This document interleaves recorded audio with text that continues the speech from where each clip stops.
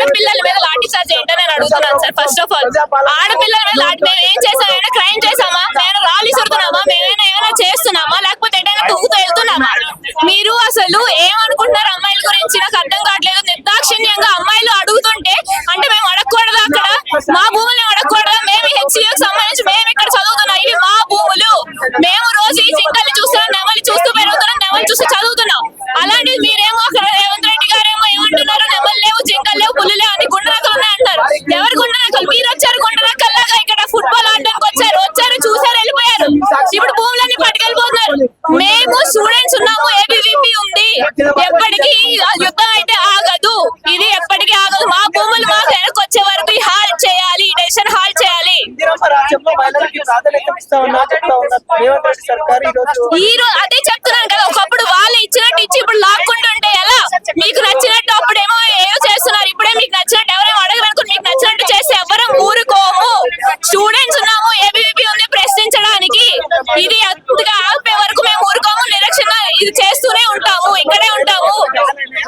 చాలా గాయాలయ్యాయండి. అమ్మాయిలు లాఠీ చార్జ్ చేసుకుని మోకాల మీద లాఠీ చార్జ్ రక్తం చిందిస్తున్నారు. అక్కడ అమ్మాయిల మీద లాఠీ చార్జ్ ఏంటి? అసలు ఏం చేసామని మేము?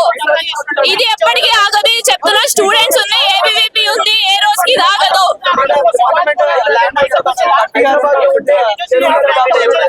ఏంటండి ల్యాండ్ అని చెప్తున్నారు, వాళ్ళని చెప్తున్నారు. అసలు ఇప్పటికీ డిమార్కేషన్ కరెక్ట్ గా 400 ఎకరాలు ఎక్కడ ఉన్నాయి ఇప్పటికీ చెప్పాలండి.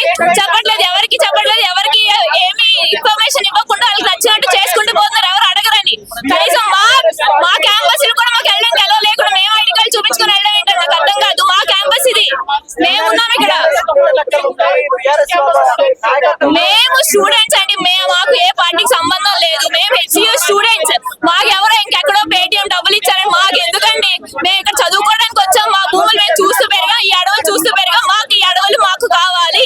మీరు దీన్ని డ్యామేజ్ చేసి, బయోడైవర్సిటీ డ్యామేజ్ చేసి ఏ డెవలప్మెంట్ చేసినా, రేవంత్ రెడ్డి గారు మీకు చెప్తున్నా, ఏ డెవలప్మెంట్ చేసినా మీకు అది డెవలప్మెంట్ కాదు కానీ తిరిగి మళ్ళీ మీకు కర్మ మీకే వస్తుంది. అది మాత్రం గుర్తుపెట్టుకోండి.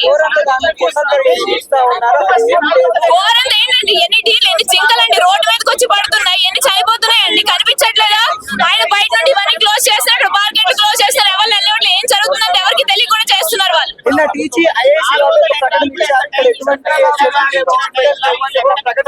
అంటే వాళ్ళ కళ్ళు కనిపించట్లేదా, లేకపోతే మాకు ఇంకేమైనా కనబడుతున్నాయో మాకైతే అర్థం అవ్వట్లేదు. ఎవరైతే అన్నారో ఒకసారి రమ్మనండి, మీడియా మిమ్మల్ని తీసుకొని రమ్మనండి. మీకు తెలుస్తుంది, వాళ్ళకి తెలుసు, ప్రపంచానికి మొత్తానికి తెలుస్తుంది హెచ్సియూలో ఏముంది, వాళ్ళు ఏం తీసుకెళ్లిపోతున్నారు. ఇది వాళ్ళకి కాదు, మొత్తం ఇండియా మొత్తానికి నష్టం. ఇది జస్ట్ యూనివర్సిటీ ఇష్యూ కాదు, ప్రతి ఒక్కరి ఇష్యూ. ప్రతి ఒక్కరు సీరియస్ గా తీసుకొని మాకు సపోర్ట్ ఇవ్వాలి. వాయిస్ అనేది యాంప్లిఫై అవ్వాలి. Through out India voice should be amplified.